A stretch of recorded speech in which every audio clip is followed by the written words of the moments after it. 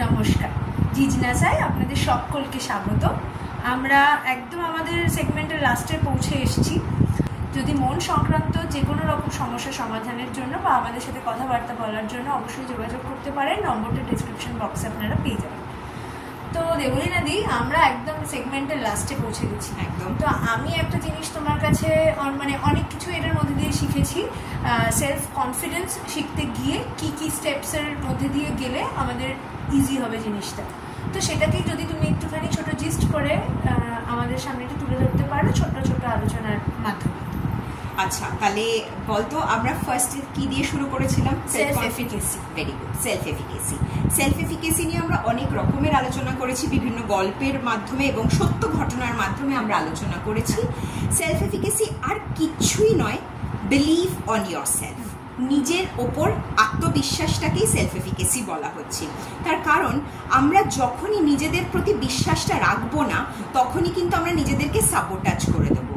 If you can't believe in yourself, you are basically sabotaging your own self. আর জিজ্ঞাসার একমাত্র একটাই উদ্দেশ্য নিজের সেলফের সাথে কানেক্ট হওয়া। তার কারণ এমপ্যাথি ইজ ভেরি ইম্পর্টেন্ট।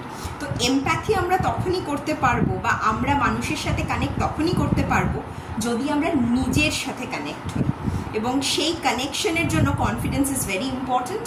আর কনফিডেন্সের প্রথম পর্যায় হলো believe in yourself, that is practising self efficacy. আর যদি মনে হয় কিছু একটা সমস্যা হচ্ছে, তো সেইখানে একটা প্রশ্ন করি যে can I try, can I do that thing.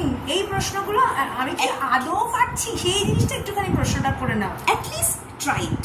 একদম ছেড়ে বেরিয়ে যাবেন না, অন্তত একটাবার ট্রাইটা করে দেখতে পারেন এবং বিশ্বাসটা, হ্যাঁ চেষ্টা তো করি, ফলের আশা না করলেও চলবে, কর্মটা করার চেষ্টা করি। এটা তো সেলফ এফিকেসি। তো তারপরে আমাদের সেকেন্ড পর্যায়ে আমরা মনে হয় পড়াশোনা করেছিলাম সেলফ রেসপন্সিবিলিটির উপরে, রাইট? আমাদের সেলফ রেসপন্সিবিলিটিকে আমরা একটা পার্টিকুলার বই থেকে কানেক্ট করেছিলাম, আমার 6 pillars of সেলফ এস্টিম নিয়ে। তো সেই 6টা আমার যতদূর মনে পড়ছে, সেখানে আমাদের প্রথমে ছিল মনে হয় your desire is your responsibility, সেকেন্ডটা ছিল quality of my work is my responsibility, third আমার মনে হচ্ছে you are responsible for your communication and you are responsible for your behavior, আর মনে হয়েছিল my value is my responsibility, আর সব থেকে important শেষটা যেটা my happiness is my responsibility. আমার সুখের চাবিকাঠি পৃথিবীর কারুর হাতে নেই। আমার শান্তি, আমার পিস, আমার হ্যাপিনেসের চাবিটা আমার কাছেই থাকবে এবং তার রেসপন্সিবিলিটি আমাকেই নিতে হবে। তো এই ছিল আমাদের, সেখানে আমরা মোটামুটি যে আলোচনা করেছিলাম যে আমরা যেটা ডিজায়ার করছি সেই ডিজায়ারটাকে পূর্ণ করার রেসপন্সিবিলিটিটা আমাদের। এবং তারপরে আমরা কোয়ালিটি অফ ওয়ার্ক নিয়ে একটা খুব অনেক বড় একটা আলোচনা করেছিলাম আমার যতদূর মনে পড়ছে, যেখানে আমরা বলেছিলাম আমরা যাই করি না কেন, আমরা যেভাবেই আমাদের কর্মটা করছি সেই কর্মের কিন্তু দায়ভারটা আমাদেরকেই নিতে হবে। তাই এবং এই দায়ভারগুলো, এই রেসপন্সিবিলিটিগুলো আমরা যেই মুহূর্ত থেকে নিতে শুরু করব, অটোমেটিক্যালি কিন্তু আমাদের কনফিডেন্স বিল্ড করবে, আমাদের কনফিডেন্স বাড়বে। তার কারণ সেলফ এফিকেসি দিয়ে আমরা শিখেছিলাম যে আমরা ছোট্ট কাজটা করছি, আমাদের বিলিফটা তৈরি হলো। এবার যখন আমরা আমাদের প্রতিটা জীবনের প্রতিটা চর্যার রেসপন্সিবিলিটি নিতে শুরু করব, তখনই কিন্তু ধীরে ধীরে আমাদের কনফিডেন্স লেভেল আরও বাড়বে। তার কারণ আমার মাই কমিউনিকেশন ইজ মাই রেসপন্সিবিলিটি। আমি কি কথা বলছি তার দায়ভারটা আমার, এবং এতে কি হবে, আমরা একটা সঠিক কমিউনিকেশন প্র্যাকটিস করতে পারবো, তাই না? কারণ আমাদের মধ্যে বিলিফটা অলরেডি বিল্ড হয়ে গেছে, আমরা নিজেদের উপর বিলিভ করতে শিখে গেছি, আমরা পারি। তো সেখান থেকে আমাদের মনে হয় যে অনেক বেশি ইজি হবে কানেক্ট করা রেসপন্সিবিলিটিগুলোকে।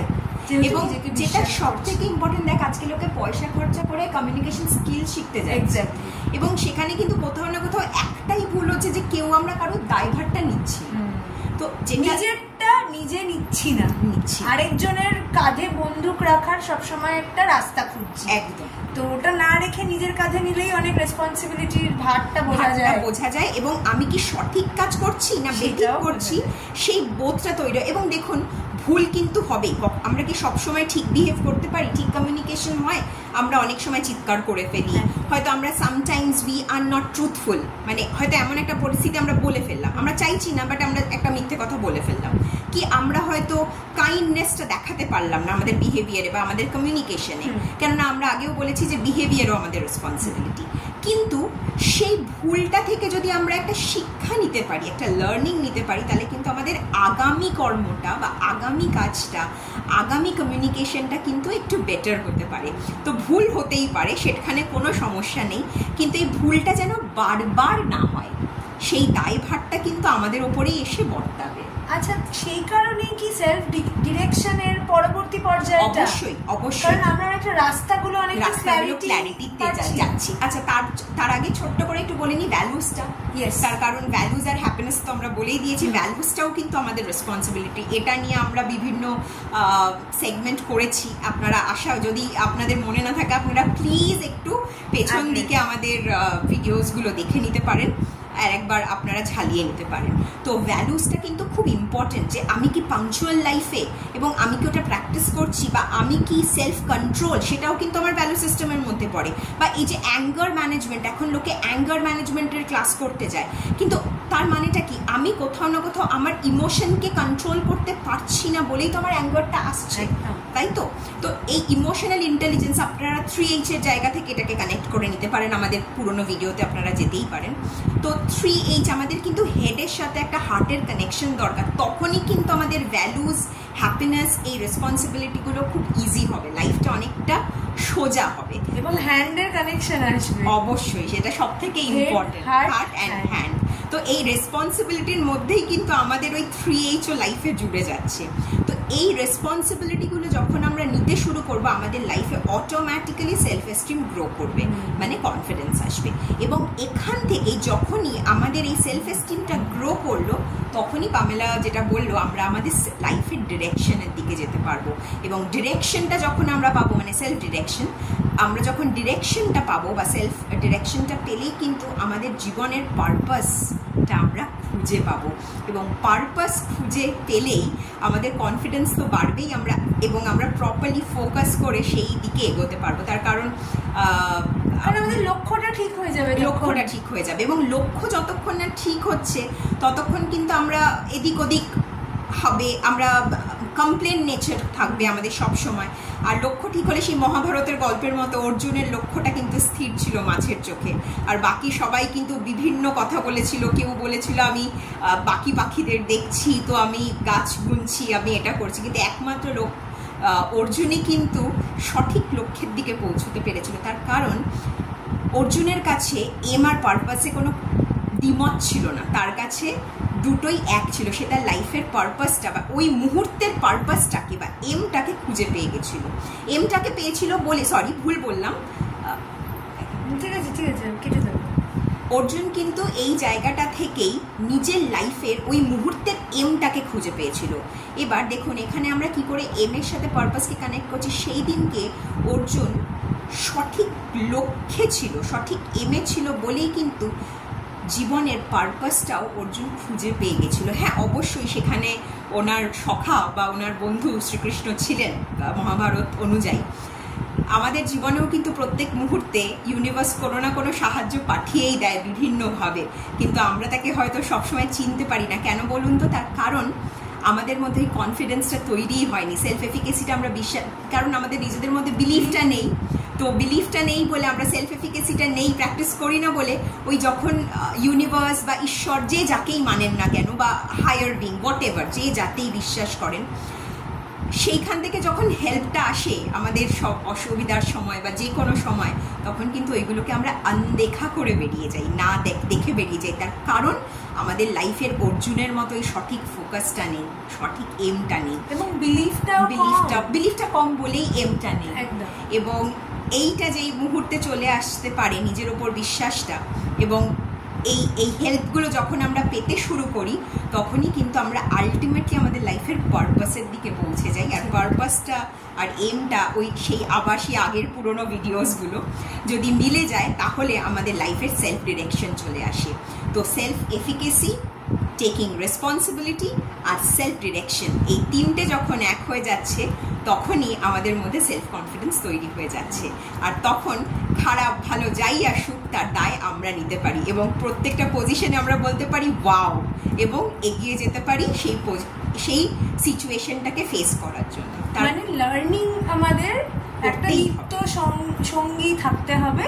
লার্নিং করতে করতেই আমরা এই প্রত্যেকটা স্টেপের মধ্যে দিয়ে এগোতে পারবো, এবং ওই লার্নিংটা আর কি আমাদের জীবনে কাজে লাগাতে হবে। এরকম না যে আমরা একটা সিচুয়েশন শিখলাম এবং সেটাকে ভুলে গেলাম, না, সেখান থেকে কি শিখলাম সেটাকে অ্যাপ্লাই করতে হবে পরবর্তী সিচুয়েশনে। তবে গিয়ে হয়তো আমরা একটুখানি কনফিডেন্সটা আমাদের বিল্ড আপ হবে যে আমরা এখান থেকে এদিকে শিফট করতে পারলাম। যেমন আজকে কিন্তু আমি টাইমটাকে মনে হচ্ছে কভার করতে পারছি। আজ প্রায় আমরা 1-1.5 মাস বা 2 মাস ধরে এই জিজ্ঞাসা আমাদের চলছে। তো আজকের ডেটে দাঁড়িয়ে কিন্তু আমরা আমাদের সময়টা রেসপন্সিবিলিটি নিতে শুরু করেছি, যেটা আমরা কিছুদিন শুরুতে পারছিলাম না। তো এই 2 মাস আমাদেরকে কিন্তু সাহায্য করেছে এই রেসপন্সিবিলিটি গুলো নেওয়ার জন্য, এবং আমরা ডিরেকশনেও পৌঁছে যাচ্ছি। তার কারণ যখনই আমরা টাইমের রেসপন্সিবিলিটি নিচ্ছি, আমরা বুঝতে পারছি কোন সময় কিভাবে আমাদের কাজটা শেষ করতে হবে এবং পরবর্তী কাজটা কি করে করতে হবে, বা আমাদের বাকি কাজগুলোর সাথে কি করে এই কাজগুলোকে ব্যালেন্স করে এগোতে হবে। তো এই জায়গাটা খুব ইম্পর্টেন্ট। এবং আরেকটি খুব অত্যন্ত গুরুত্বপূর্ণ কথা, জীবন কিন্তু কখনোই সাদা হতে পারে না বা ভালো চলতে পারে না। যেই পরিস্থিতিতেই থাকুক, জীবনে কিন্তু কালো আসে, খারাপও আসে, ভালোও আসে, এই দুয়ের নামই কিন্তু জীবন। তো এই প্র্যাকটিসগুলো আমরা যদি কনফিডেন্সটাকে বিল্ড করতে পারি, এই প্র্যাকটিসগুলো কোথাও না কোথাও আমাদের কিন্তু যেমন ভালো দিনে আনন্দ দেয়, তেমনি খারাপ দিনেও স্ট্রং করতে শেখায়, সঠিক পথে এগোতে শেখায়, ভেঙে না পড়ে সেই পরিস্থিতিগুলোকে মানে পরিস্থিতি অনুযায়ী চলতে এবং সেখানে জিতে বেরিয়ে আসতে, বা কখনো হেরে গেলেও সেখান থেকে কোনো লার্নিং চলে আসে জীবনে। কোনো পরিস্থিতি কিন্তু শুধু এমনি জীবনে আসে না, যা কিছু ঘটে কোনো কারণেই ঘটে। শুধু আমাদেরকে কনসিয়াসলি সেই পরিস্থিতিগুলোকে বুঝতে হবে এবং সেগুলোকে ফেস করতে হবে। আর তার একটাই উপায়, যখন আপনি নিজের অন্তরের সাথে কানেক্ট করতে পারবেন, জিজ্ঞাসা করবেন সব সময় নিজেকে। আর যে কোনো দরকারে, যে কোনো মন সংক্রান্ত দরকার বা যে কোনো কাউন্সিলিংয়ের জন্য আমাদের সাথে যোগাযোগ করুন। নিচে ডেসক্রিপশন বক্সে আমাদের নাম্বার আছে। আমরা আগামী পরের বারই আমরা নিশ্চয়ই আবার এরকম নতুন আরও কিছু টপিক নিয়ে আমরা আমাদের পরের সেগমেন্ট শুরু করব। ধন্যবাদ আমাদের এই সেশনটা এত সুন্দর করে শোনার জন্য। Thank you.